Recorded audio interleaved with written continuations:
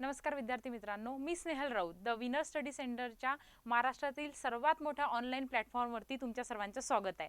बघा, आजचा जो हा व्हिडिओ आहे तो आगामी कृषी सेवक भरतीसाठीचा आहे.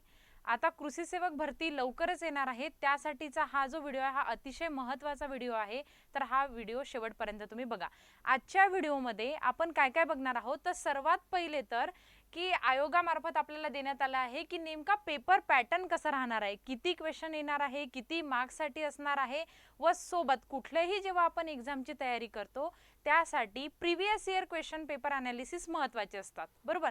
त्या तऱ्हेचे जशा तऱ्हेचे तिथे प्रश्न विचारले गेले आहे त्या तऱ्हेचा जर आपला अभ्यास असेल तर आपल्याला कुठली एक्झाम क्रॅक करायला सोपी जाते. तर आता याच्यामध्ये बघा, सगळ्यात पहिले आपण बघणार आहोत की आजच्या याच्यामध्ये प्रिव्हियस इयर पेपर अनालिसिस आणि सोबत आपण घेणार आहोत की यावर्षीचा आता नेमका पॅटर्न काय आहे. तर आता याच्यामध्ये आयोगाने दिलेला आहे की काय काय येणार आहे. याच्यामध्ये बघा, तांत्रिक विषय येणार आहे, कृषी याचे प्रश्न किती येणार आहे, तर 60 प्रश्न. प्रिव्हियस याच्या आधीची जी एक्झाम झाली ना ती एक्झाम मी स्वतः दिली होती म्हणून मला माहिती आहे, किंवा आपण सगळ्यांनाच माहिती आहे की याच्यामध्ये काय आहे, तेव्हा 120 प्रश्न होते. किती होते, 120 प्रश्न होते कृषीचे. आणि याच्या आधी मागच्या वर्षीची जी एक्झाम होती किंवा याच्या आधी जी एक्झाम झालेली आहे ही एक्झाम ऑनलाईन झाली होती, TCS पॅटर्ननुसार झाली होती. पण याच्या आधी ज्याही एक्झाम झाल्या त्या एक्झाम ऑफलाईन होत्या. तर त्याच्यामध्ये काय होत होतं ना, एक 12, 13, 14, 15 साली ज्याही काही कृषी सेवकच्या एक्झाम झाल्या त्याच्यामध्ये 200 प्रश्न जे आहे हे कृषी घटकाचेच फक्त राहत होते. 200 प्रश्न कृषी घटकाचेच फक्त राहत होते. पण आता नवीन पॅटर्न नुसार काय झालं होतं, 120 प्रश्न कृषी घटकाचे असायचे, ॲग्रिकल्चरचे असायचे आणि बाकी प्रश्न वेगवेगळ्या सब्जेक्टचे असायचे. पण यावेळी आपल्याला काय होणार आहे, यावेळीच्या एक्झाममध्ये जो आपला टेक्निकल विषय आहे, तांत्रिक विषय आहे, कृषी म्हणजे ॲग्री जो आहे, याचे प्रश्न येणार आहे 60. जसं आपल्यापैकी बरेचसे जण AFU तयारी करतात, AFU ला पण आपल्याला प्रश्न येतात अशाच तऱ्हेची, बरोबर. तर आता याच्यामध्ये पण प्रश्न जे आहे हे किती आहे, 60 दिलेले आहे. पण याचे जे गुण असणार आहे, याच्या प्रत्येक प्रश्नाला 2 गुण असणार आहे. म्हणजे याचे मार्क्स किती झाले, 120. म्हणजे 60 प्रश्न तर आपल्याला येणारच आहे, पण त्याचे प्रत्येकी गुण जे आहे ते वाढवण्यात आलेले आहे. म्हणजे असं म्हणू शकतो का आपण मॅडम की थोडीफार एक्झामची लेवल वाढणार आहे. बघा, एक्झामची लेवल वाढेल नाही वाढेल हे आपण आता पेपर जेव्हा आपल्याजवळ येईल तेव्हाच आपल्याला समजेल. परंतु कॉम्पिटिशन वाढलेली आहे एवढं लक्षात घ्या, कॉम्पिटिशन वाढलेली आहे. म्हणून तशा तऱ्हेचा तुमचा अभ्यास आता पाहिजे आहे. म्हणून तुम्ही व्यवस्थित आजचं लेक्चर बघायचं आहे की कसे कसे प्रश्न विचारले गेले आहे, काय काय आपल्याला अभ्यास करायचा आहे. तर जो कृषी घटक आहे हा जे आहे याचे 60 प्रश्न येणार आहे आणि याचे मार्क्स असणार आहे 120. फक्त हा टेक्निकल सब्जेक्टलाच त्यांनी प्रत्येक प्रश्नाला 2 गुण दिलेले आहे. आता नंतर येणार आहे इंग्रजीचे 20 प्रश्न येणार आहे. तर 20 मार्कासाठीचे असणार आहे, म्हणजे प्रत्येकी याला एकच गुण आहे. मराठीचे पण 20 प्रश्न येणार आहे, याला पण एकच गुण आहे, म्हणजे याचे पण मार्क्स किती झाले, 20 मार्क्स झाले. सामान्य ज्ञान जे आपल्या पेपरमध्ये येणार आहे याला पण एकच गुण आहे, म्हणजे याचे पण 20 मार्क्स झाले. आणि बौद्धिक चाचणीचे पण 20 प्रश्न आहे जे 20 मार्कासाठी आहे. म्हणजे टोटल जे प्रश्न आहे हे आपले झाले 140. पण मार्क्स जे आहे मार्क्स झाले 200. मार्क्स किती झाले, 200 झाले. ठीक आहे. तर 140 प्रश्न आपल्याला 200 मार्क्ससाठी येणार आहे. आणि सर्वात आपलं जे महत्त्वाचं आहे टेक्निकल जे आहे हे 60 प्रश्न येणार आहे 120 मार्क्ससाठी. ठीक आहे. मग आता मॅडम आम्ही आमचा नेमका अभ्यास कसा स्टार्ट करायचा हा प्रश्न सर्वांना असेल. तर काय करायचं, कधीही जेव्हा आपण कुठल्याही एक्झामचा अभ्यास करतो ना त्याच्या आधी ती एक्झाम झालेली असते, त्याच्यामध्ये कसे प्रश्न विचारले गेले आहे ना, मागील झालेले 4 ते 5 वर्षापर्यंतचे पेपर बघायचे, कुठल्या एक्झामसाठी हे लागू होतं.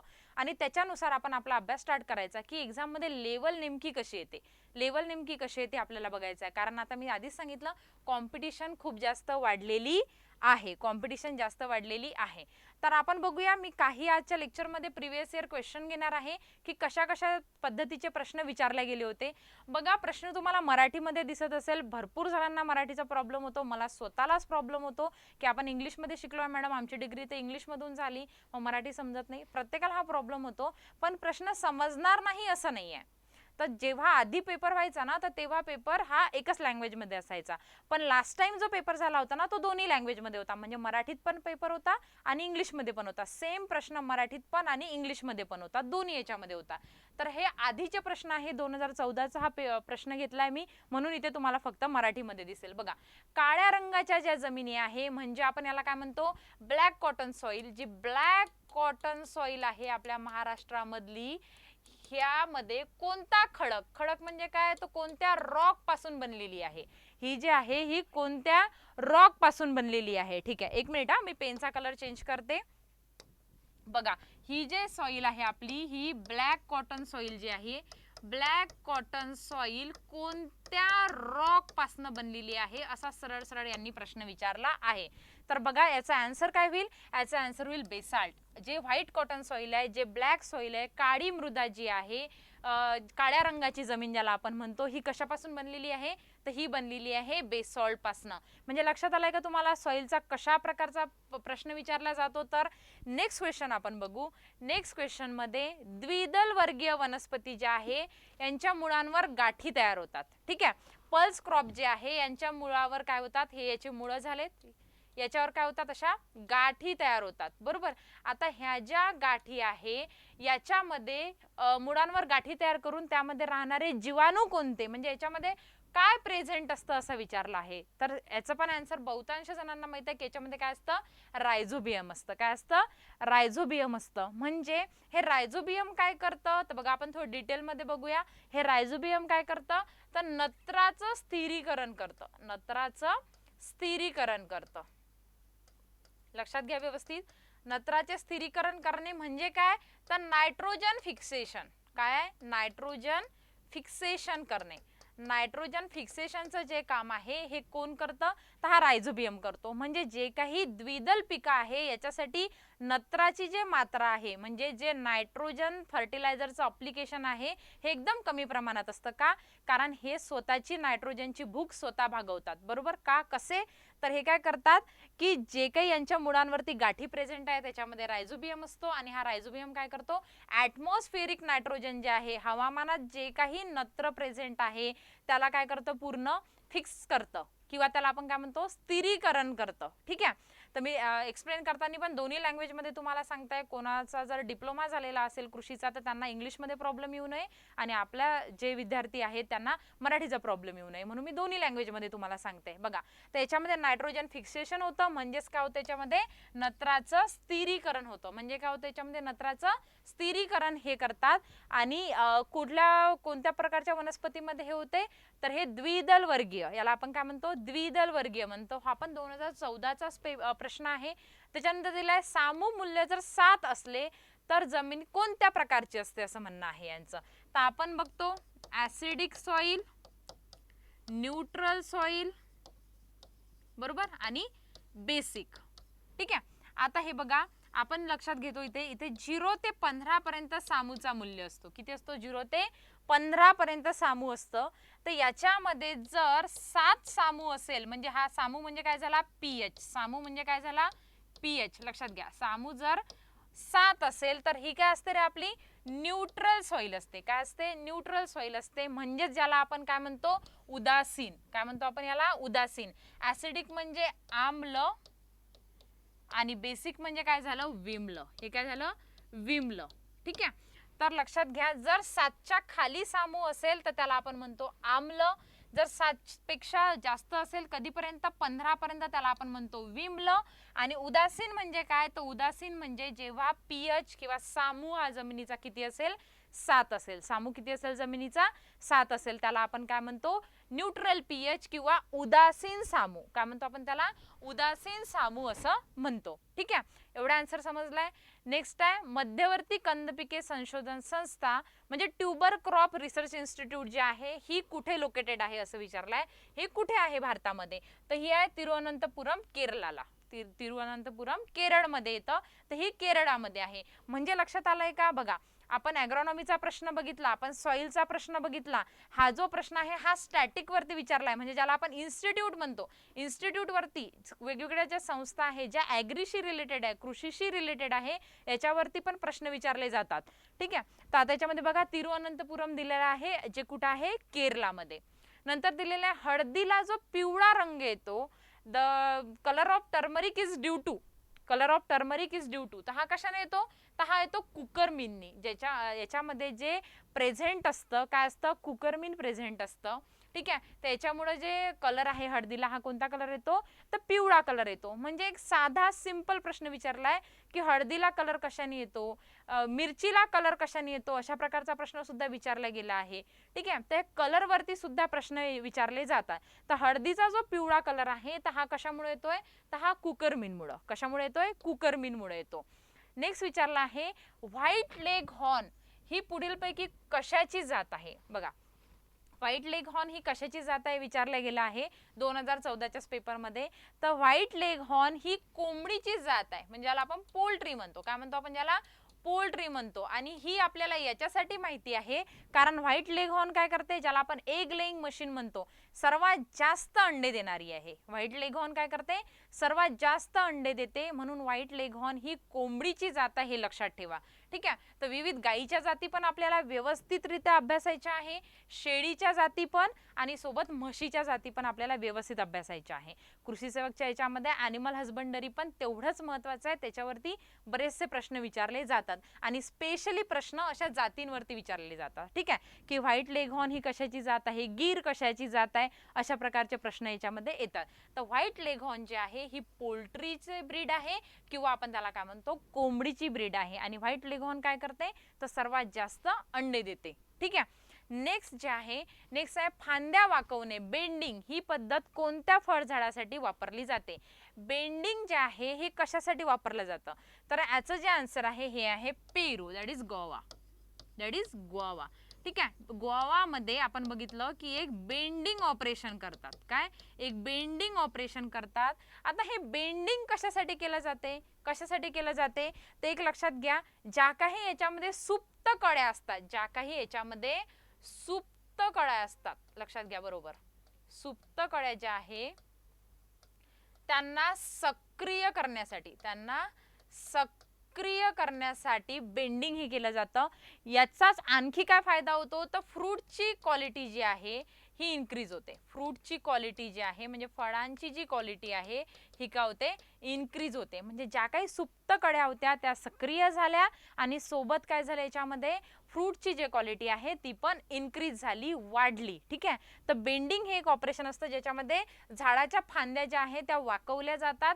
याच्यामुळे काय होतं सांगितलं मी तुम्हाला, तर सुप्त कळ्या सक्रिय होतात आणि फ्रूटची जी क्वालिटी आहे ती काय होते, इन्क्रीज होते. हे एक लक्षात ठेवा. तर जर असा प्रश्न आला की बेंडिंग कशामध्ये करतात, तर काय आहे आन्सर, पेरू. आन्सर काय आहे, पेरू म्हणजे गोवा. नंतर आहे खिरणी हा रूट स्टॉक जो आहे हा कोणत्या झाडाच्या कलम करण्यासाठी वापरतात. आता कलम करणे म्हणजे काय, ते एक झाड तयार करणे. कलम करणे म्हणजे काय, ते एक झाड तयार करणे. ठीक आहे. तर हा याचं जे आन्सर आहे हे आहे चिकू. कशासाठी वापरतात, हा चिकू. चिकू म्हणजे काय आहे, सपोटा. चिकूला आपण काय म्हणतो, सपोटा असं म्हणतो. आणि आपल्या याच्यात पण नाव देताना खिरणीच दिलेला आहे इंग्लिशमध्ये. इंग्लिशमध्ये पण नाव देताना खिरणी हा रूट स्टॉकच दिलेला आहे. आता रूट स्टॉक म्हणजे काय आणि सायॉन म्हणजे काय, हे दोन गोष्टी समजून घ्या. एक आहे रूट स्टॉक आणि एक आहे सायॉन. बघा, आता रूट स्टॉक म्हणजे काय, तर जे झाड जमिनीमध्येच राहणार आहे, ज्या झाडावर आपल्याला हा सायॉन आणून बसवायचा आहे. ठीक आहे. तर हे झाड जे जमिनीमध्ये राहणार आहे, म्हणजे ज्याचे रूट्स कुठे आहे, जमिनीमध्ये. ज्याचे रूट्स कुठे आहे, जमिनीमध्ये, त्याच झाडावर आपण एखादा डोळा आणून किंवा त्याच्यामध्ये आपण बडिंग करून, लेअरिंग करून काय करणार आहे, त्याच्यामध्ये आपण त्याची ग्रोथ होऊ देणार आहे, त्याला वाढू देणार आहे. याला आपण काय म्हणतो, रूट स्टॉक म्हणतो. म्हणजे एक लक्षात घ्यायचं, ज्याचे रूट जमिनीमध्ये त्याला आपण काय म्हणतो, रूट स्टॉक. जे प्रक्रिया करायची आहे ते आपण या झाडावरती करू, जे प्रक्रिया करायची आहे ती आपण या झाडावरती करू. तर हा रूट स्टॉकच कोणता वापरायचा चिकूसाठी, तर खिरणी. हा जो रूट स्टॉक असतो हा कोणता असतो, तर याला आपण खिरणी म्हणतो. काय म्हणतो आपण याला, खिरणी म्हणतो. आणि सायॉन म्हणजे काय, तर दुसरा एका झाडाचा भाग जो आहे हा आपण इथे आणून लावतो. इथे एक दुसरं झाड होतं, याचा वरचा भाग काय केला आपण, एवढा कट केला आणि हा आपण इथे येऊन लावला. ठीक आहे. नंतर काय करतात, त्याला असं बांधून ठेवतात आणि हे एक चांगल्या मोठ्या झाडामध्ये काय होतं, डेव्हलप होतं. तर हा जो भाग आपण लावला याला आपण काय म्हणतो, सायॉन. याला आपण काय म्हणतो, सायॉन असं म्हणतो. बरोबर. तर रूट स्ट्रोक आणि सायॉन तुम्हाला समजलं असेल. ज्याचे रूट्स जमिनीमध्ये आहे आणि ज्या झाडावरच आपल्याला हे सगळं घडवून आणायचं आहे त्याला आपण म्हणतो रूट स्ट्रोक. आणि सायॉन म्हणजे काय, जो दुसऱ्याच्या घरून आपल्या घरी आहे. ठीक आहे, दुसऱ्याच्या घरून तो आपल्या घरी आला. तर हे झालं सायॉन बद्दल. तर रूट स्टॉक आणि सायॉन. तर खिरणी हा जो रूट स्टॉक आहे हा कशामध्ये वापरला जातो, तर हा चिकू मध्ये वापरला जातो. नंतर दिलेला आहे डाळिंबावर आढळणारा अतिशय घातक रोग कोणता. तर जो कोणता रोग आहे डाळिंबावर आढळणारा, तर तो आहे तेल्या. तो कोणता आहे, तेल्या. डाळिंबाचं तुम्ही फ्रुट्स बघितलं असेल ना, तर या फ्रुट्स वरती असे असे डॉट्स दिसतात तुम्हाला. आणि हे पूर्ण जे आहे तेलकट होतं. म्हणजे जेव्हा तुम्ही डाळिंब विकत घ्याल जा ना, त्याच्यावर एक अशी एक वेगळीच चमक येते. चमक आल्यावरती काय होतं, म्हणजे ते ऑइली होऊन जातं, एकदम ऑइली होऊन जातं वरचं कव्हर. आणि त्याच्यावरती ना असे डॉट डॉट डॉट डॉट दिसतात. त्याला काय म्हणतात, तेल्या रोग. त्याला काय म्हणतो आपण, तेल्या रोग असं म्हणतो. तर डाळिंबावर आढळणारा अतिशय घातक जो रोग आहे हा कोणता आहे, तेल्या आहे. हा काही प्रमाणात पानावरती सुद्धा आढळतो आणि फ्रुट्सवरती सुद्धा आढळतो. एक्झाम्पलसाठी मी इथे फ्रुट्सचं घेतलं. ठीक आहे. तर हा जो रोग आहे तेल्या हा कशावरती येतो, डाळिंबावरती येतो आणि हा मोस्ट डेंजरस डिसीज आहे. नेक्स्ट प्रश्न आहे, आवळ्याच्या अभिवृद्धीची प्रचलित पद्धत कोणती. अभिवृद्धी म्हणजे काय, तर आवळ्याची लागवड, प्लांटिंग कसं करतात, आवळ्याची लागवड कशी करतात, अभिवृद्धी कशी करतात, हे याच्यामध्ये दिलेलं आहे. तर याच्यामध्ये असतं डोळा भरणे. डोळा भरणे काय दिलेलं आहे याच्यामध्ये, डोळा भरणे दिलेलं आहे. ठीक आहे. आता डोळा भरणे म्हणजे काय, तर हे म्हणजे बडिंग. काय लक्षात घ्यायचं याला, याला आपण म्हणतो बडिंग. आता जेव्हा आपण बड म्हणतो, बडिंग म्हणतो, त्याच्यामध्ये काय असतं, झाडाचा असा भाग ज्याच्यावरती ते काठाला असे काय प्रेझेंट असतात रे, डोळे प्रेझेंट असतात. हे जे प्रेझेंट असतात याला आपण एक तर डोळा म्हणतो किंवा आपण याला काय म्हणतो, बड. किंवा आपण याला काय म्हणतो, बड. ही जी पद्धत आहे ही कशामध्ये वापरली जाते, आवळ्यामध्ये, ज्याला आपण डोळा भरणे म्हणतो. म्हणजे एका ठिकाणचा डोळा काढून दुसऱ्या ठिकाणी लावायचा. हा बड दुसऱ्या झाडाला लावायचा, त्याला आपण काय म्हणतो, बडिंग असं म्हणतो. ठीक आहे. तर अशा प्रकारची जी पद्धत आहे अभिवृद्धीची म्हणजे बडिंगची, ही कशामध्ये वापरली जाते, तर आवळ्यामध्ये वापरली जाते. आवळ्यामध्ये वापरली जाते. ठीक आहे. नेक्स्ट दिलेला आहे, प्रमाणित बियाणांच्या पिशवीवर कोणत्या रंगाचे लेबल असते. आता प्रमाणित बियाणे म्हणजे काय, प्रमाणित बियाणे म्हणजे काय, प्रमाणित बियाण्याला म्हणतात सर्टिफाईड सीड. प्रमाणित बियाण्याला काय म्हणतात, सर्टिफाईड सीड. सर्टिफाईड सीड वरती कोणता टॅग असतो किंवा कोणत्या कलरची त्याची पिशवी असते, बॅग कोणत्या कलरची असते त्याची, तर ती जो असते ही असते निळ्या कलरची. कोणती असते, निळ्या कलरची. पांढरा कलर जो आहे, पांढरा कलर असतो पायाभूत म्हणजेच फाउंडेशन. पायाभूत म्हणजेच काय, फाउंडेशन. कशाचे असते, पांढरा कलर फाउंडेशनचा असतो. ठीक आहे. त्यांनी विचारलं काय, प्रमाणित बियाण्यांची जी पिशवी आहे याच्यावर कोणता कलर असतो, कोणता रंग असतो, तर तो असतो निळा.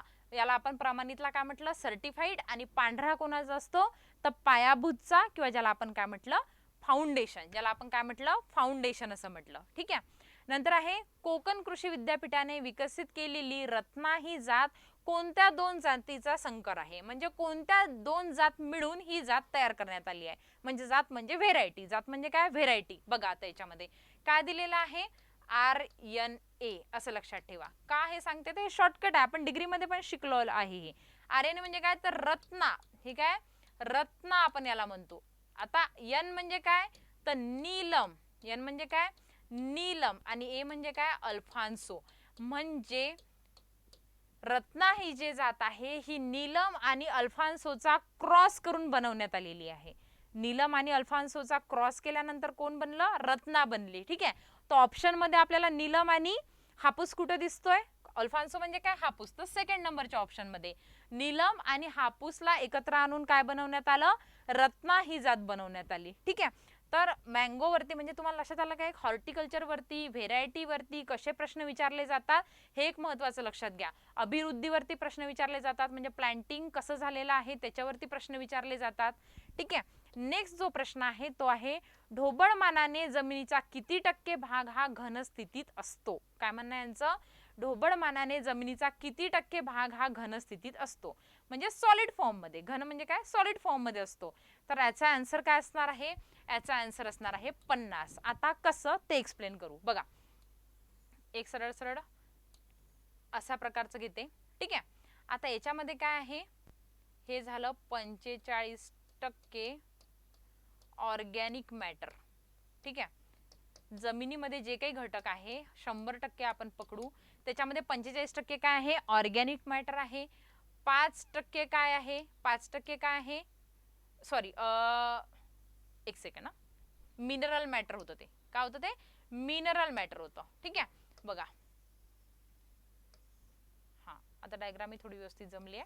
बघा याच्यामध्ये काय दिलेलं आहे, इथे 45% जे आहे, हे 5%, हे 25% आणि हे 25%, ठीक आहे. हे जे 45% आहे हे आहे मिनरल मॅटर. हे काय आहे, मिनरल मॅटर आहे.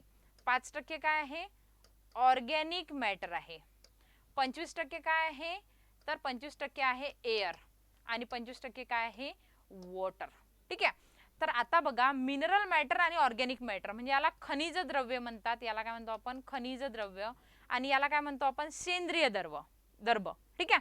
आता सेंद्रिय आणि हे खनिज द्रव्य हे दोन मिळून काय येतात, 45 + 5 म्हणजे किती झाले, 50%.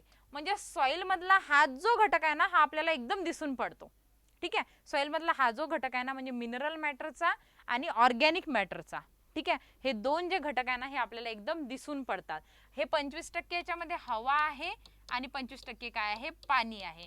म्हणजे जर हा जमिनीमध्ये एक असा जमिनीमधला आपण ढेकूळ घेतला, त्याच्यामध्ये असे विविध जर कण असले, हे जे कण आहे हे मातीचे कण आहे, तर हे किती टक्के आहे, फक्त हे मातीचे कण जे आहे हे 50% आहे फक्त. किती आहे, 50%. ढोबळ मानाने आहे, थोडे कमी जास्त असू शकतात, म्हणजे अप्रॉक्सिमेटली थोडे कमी जास्त असू शकतात. आणि या दोघांमधली जी अशी जागा असते, दोन याच्यामधली जी अशी जागा असते, गॅप असते, या गॅप मध्ये काय प्रेझेंट असते, air and water. Air and water, हवा आणि पाणी याच्यामध्ये प्रेझेंट असते. म्हणजे घन स्थितीत जेवढी जमीन आहे ती किती आहे, ती आहे 50%, ज्याच्यामध्ये काय येतं, खनिज द्रव्ये आणि सेंद्रिय कर्ब, ठीक आहे. तर जे आपण म्हणतो याला मिनरल मॅटर आणि ऑर्गॅनिक मॅटर, ज्याला आपण काय म्हटलं, मिनरल मॅटर आणि ऑर्गॅनिक मॅटर. त्याचं आन्सर काय झालं की जमिनीचा किती टक्के भाग हा घनस्थितीत आहे, तर हा 50% भाग आहे. किती टक्के आहे, 50%. त्यानंतर दिलेले आहे जमिनीतील वाळू, पोयटा व चिकणमाती. वाळू, पोयटा व चिकणमाती याचं जे परस्पराशी असणारे प्रमाण आहे याला आपण काय म्हणतो, ठीक आहे, किंवा याला काय म्हणण्यात येणार. त्यांनी प्रश्न काय विचारला आहे, सँड, सिल्ट आणि क्ले. सँड, सिल्ट आणि क्ले विचारला आहे. आता सँड, सिल्ट आणि क्ले याचे प्रमाण काय विचारलेलं आहे, याचं प्रमाण विचारलं आहे. सँड म्हणजे काय, तर वाळू. सँड म्हणजे काय आहे, वाळू. त्याच्यानंतर दिलेला आहे सिल्ट. त्याच्यानंतर काय दिलेलं आहे, सिल्ट आणि क्ले. क्ले म्हणजे काय, तर चिकणमाती. चिकणमाती. आणि सिल्ट म्हणजे काय होतो, तर सिल्ट म्हणजे होतो पोयटा. सिल्ट म्हणजे होतो पोयटा, ठीक आहे. वाळू, पोयटा आणि चिकणमातीचं प्रमाण विचारलं आहे. वाळू, पोयटा आणि चिकणमातीचं प्रमाण विचारलं आहे. तर याचे जे एकमेकाशी संबंध आहे याला आपण काय म्हणतो, याला आपण म्हणतो जमिनीचा पोत. काय म्हणतो आपण याला, जमिनीचा पोत. याला आपण काय म्हणतो, जमिनीचा पोत असं म्हणतो, ठीक आहे. आता रचना म्हणजे काय जमिनीचं, तर जेव्हा त्याला एखादं असं स्ट्रक्चर आलेलं आहे, जेव्हा त्याला एखादं असं स्ट्रक्चर आलेलं आहे, एक शेप आलेला आहे, त्याला आपण म्हणतो रचना, ठीक आहे. त्यानंतर जमिनीची घनता म्हणजे काय होतं, तर डेन्सिटी, ठीक आहे. तर इथे विचारलेलं आपल्याला सॉइल चं टेक्स्चर. काय विचारलं इथे, सॉइलचं टेक्स्चर. पोत म्हणजे काय होतं, टेक्स्चर. टेक्स्चर काय होतं, पोत म्हणजे टेक्स्चर होतं, ठीक आहे. त्याच्यामध्ये काय काय असतं, वाळू, पोयटा आणि चिकणमाती म्हणजे सँड, सिल्ट आणि क्ले. याच्यामध्ये काय काय, सँड, सिल्ट आणि क्ले. सँड, सिल्ट आणि क्ले आहे, हे लक्षात घ्या, ठीक आहे. आता जे याच्यामध्ये याचं साईज असते ही किती असते रे, 0.02 ते 2 mm पर्यंत, बरोबर. आणि सिल्टची जे साईज असते ही किती असते, 0.002 ते 0.02 पर्यंत, ठीक आहे. सिल्टची जे साईज आहे ही किती असते, 0.002 ते 0.02 पर्यंत. आणि क्लेची जे साईज आहे, क्लेची जे साईज आहे ही किती असते, क्लेची साईज सगळ्यात कमी असते, क्लेची साईज सगळ्यात कमी असते. क्लेची साईज आहे ना लेस दॅन 0.002 mm मध्ये दिलेलं आहे. हे काय mm मध्ये दिलेलं आहे. ठीक आहे, लक्षात आलंय का? बघा, वाळू, पोयटा आणि चिकणमाती याची मी साईज पण सांगितली तुम्हाला mm मध्ये किती आहे तर. आणि याच्या पोत म्हणजे काय तर वाळू, पोयटा आणि चिकणमाती याचा एकमेकांशी असणारा परस्पर संबंध जो आहे त्याला आपण म्हणतो पोत, किंवा त्याला आपण म्हणतो सॉइल टेक्स्चर. काय म्हणतो आपण त्याला? Soil texture. नंतर दिलेला आहे पालापाचोळा कुजल्यानंतर जमिनीत कोणता गडद रंगाचा द्रव्य तयार होतो. बघा, याचा आन्सर आपल्याला ऑलरेडी माहित आहे की जर पालापाचोळा कुजल्या गेला जमिनीमध्ये तर एक जमिनीला डार्क कलर येतो, डार्क असा ब्लॅक कलर येतो. तर तो कशामुळे येतोय, कशामुळे येतोय तर हा पालापाचोळा कुजल्यामुळे. आणि पालापाचोळा कुजून काय बनतो रे? ह्युमस. काय बनतो? पालापाचोळा जेव्हा कुजल्या जातो तर अशा वेळी काय बनतो? ह्युमस बनतो. काय बनतो? ह्युमस बनतो. ठीक आहे, तर हे याचा आन्सर राहील ह्युमस. नेक्स्ट दिलेला आहे, एक सेकंड, नेक्स्ट काय दिलेला आहे आता बघा. इथे तुम्हाला आता दोन्ही लँग्वेज मध्ये दिसत असेल प्रश्न. का? कारण हा जो आहे हा 2018चा पेपर आहे. हा जो आहे हा 2018चा पेपर आहे, ज्यावेळेस दोन्ही लँग्वेज मध्ये प्रश्न विचारले गेले होते. दोन्ही लँग्वेज मध्ये प्रश्न विचारले गेले होते. तर खालीलपैकी कोणते हिरवडीचे पीक आहे? हिरवडीचे पीक खालीलपैकी कोणते असा प्रश्न विचारला आहे. म्हणजे ग्रीन मॅन्युअरिंग क्रॉप कोणता आहे हे विचारलं आहे. म्हणजे ग्रीन मॅन्युअरिंग वाचणं आपल्याला इम्पॉर्टंट आहे. अनेक वेळा याच्यावरती प्रश्न विचारला गेला आहे. त्याचा आन्सर कोणता आहे तर ससबेनिया, ज्याला आपण काय म्हणतो? रानशेवरी. काय म्हणतो आपण याला? रानशेवरी असं म्हणतो. म्हणजे ससबेनिया जो आहे हा ग्रीन मॅन्युअरिंग क्रॉप आहे. म्हणजे आपण काय म्हणतो त्याला? हिरवडीचं पीक आहे. नंतर दिलेला या कणांचा आकार 0.002 इथे mm पाहिजे, mm पेक्षा कमी असतो. बघा, आताच बघितलं आपण हा प्रश्न, तर आपण आताच बघितलं, इकडे सांगितलं मी, ज्याचा आकार 0.02 पेक्षा कमी असतो याला आपण काय म्हणतो रे? चिकन माती. काय म्हणतो आपण याला? चिकन माती असं म्हणतो. आताच सांगितलं मी. बघा, याच्यामध्ये काय दिलेलं आहे आता, याचा आकार किती आहे? 0.002 पेक्षा कमी आहे. म्हणजे याचा आन्सर काय राहील? चिकन माती. म्हणजे क्ले पार्टिकलचा आकार 0.002 mm पेक्षा कमी असतो. त्याचा आन्सर काय आहे आपलं? चिकन माती, चिकन कण, किंवा आपण त्याला आपण काय म्हटलं? क्ले. काय म्हटलं आपण त्याला? क्ले. त्याच्यानंतर दिलेला आहे वन जमिनीचे पृष्ठभागीय आडवा छेद खालीलपैकी कोणता आहे? ठीक आहे, म्हणजे टॉपमोस्ट हॉरिझॉन जो आहे फॉरेस्टचा तो कोणता आहे असं विचारलं आहे. तर याचा आन्सर काय राहील? याचा आन्सर काय आहे? त्याचा आन्सर आहे ओ हॉरिझॉन. याचा आन्सर काय आहे? ओ हॉरिझॉन आहे. हा इथे 4 नंबर आहे, ओ हॉरिझॉन. का? तर एक लक्षात घ्या, वरती ओ हॉरिझॉन असतो, त्याच्या खाली ए हॉरिझॉन असतो, त्याच्या खाली बी हॉरिझॉन असतो. ठीक आहे, आता बघा, ज्यावेळी आपण काय करतो, आपल्या जमिनीचा नॉर्मल जमिनीचा जो टॉपमोस्ट हॉरिझॉन आहे हा कोणता असतो? ए. कोणता असतो? ए असतो आपल्या जमिनीचा टॉपमोस्ट हॉरिझॉन. पण जे फॉरेस्ट सॉइल आहे, फॉरेस्ट सॉइलचा टॉपमोस्ट हॉरिझॉन जो आहे हा ओ असतो. कोणता असतो? ओ असतो. का बरं? तर या जमिनीमध्ये मशागत केली जात नाही, या जमिनीमध्ये मशागत केली जात नाही, म्हणून याचा हा जो हॉरिझॉन आहे हा जसा तसा राहतो. ठीक आहे, आपल्या इथल्या सॉइल मध्ये काय होते? मशागत केली जाते, तर मशागतीने हा काय होतो? ओ हॉरिझॉन हा नाहीसा होतो. हा ओ हॉरिझॉन जो आहे हा काय होतो? नाहीसा होतो. म्हणजे जेव्हा फॉरेस्ट सॉइलचा टॉप मोस्ट हॉरिझॉन विचारला तर आन्सर काय राहील? ओ. आणि आपल्या नॉर्मल जमिनीचा जर विचारला तर आडवा छेद विचारला तर त्याचा आन्सर काय राहील? ए. तर इथे काय विचारलेलं आहे? फॉरेस्टचं विचारलंय, वन जमिनीचं विचारलंय, त्याचा आन्सर काय?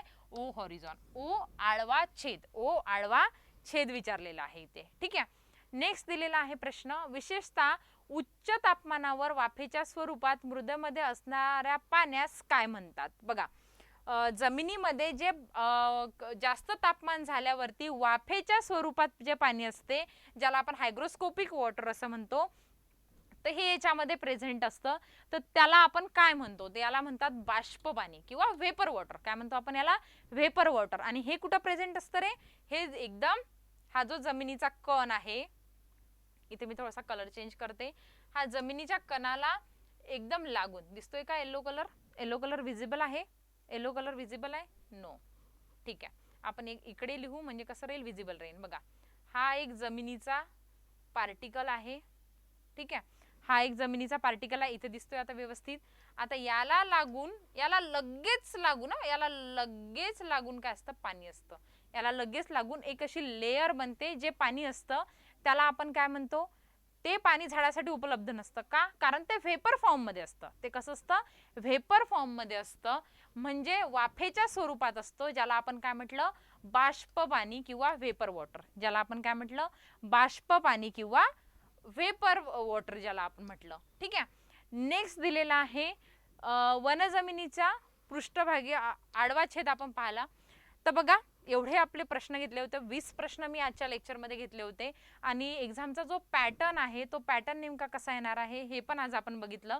तर याच्यावरून एक लक्षात घ्या की नेमके प्रश्न कसे विचारले जातात. ठीक आहे, प्रश्न कसे विचारले जातात हे व्यवस्थित लक्षात घ्यायचं आहे आणि कशा तऱ्हेचा तुमचा अभ्यास पाहिजे हे पण तुम्हाला व्यवस्थित लक्षात आलं असेल. ठीक आहे. तर द विनर स्टडी सेंटरची कृषी सेवकसाठीची नवीन बॅच लवकरच लॉन्च करते. त्याच्यासाठीचा डिटेल व्हिडिओ मी लवकर अपलोड करून देईल. ठीक आहे. तुम्हाला काही जरी डाऊट असला तर मी माझा कॉन्टॅक्ट नंबर देते, तुम्ही मला कॉन्टॅक्ट करू शकता 7448092675. ठीक आहे, हा माझा कॉन्टॅक्ट नंबर आहे. तुम्हाला कुठल्याही प्रकारचा जर डाऊट असला, मी पीपीटी मध्ये मेन्शन करायला विसरले ॲक्च्युली तो नंबर, तर तुम्हाला कुठल्याही प्रकारचा डाऊट असेल कृषी सेवकबद्दल, बुक लिस्ट असेल किंवा काही असेल, तर बरेच व्हिडिओ मी अपलोड करेल. पण त्याच्या आधी जर काही जरी तुम्हाला डाऊट असला तर तुम्ही मला कॉन्टॅक्ट करू शकता. धन्यवाद.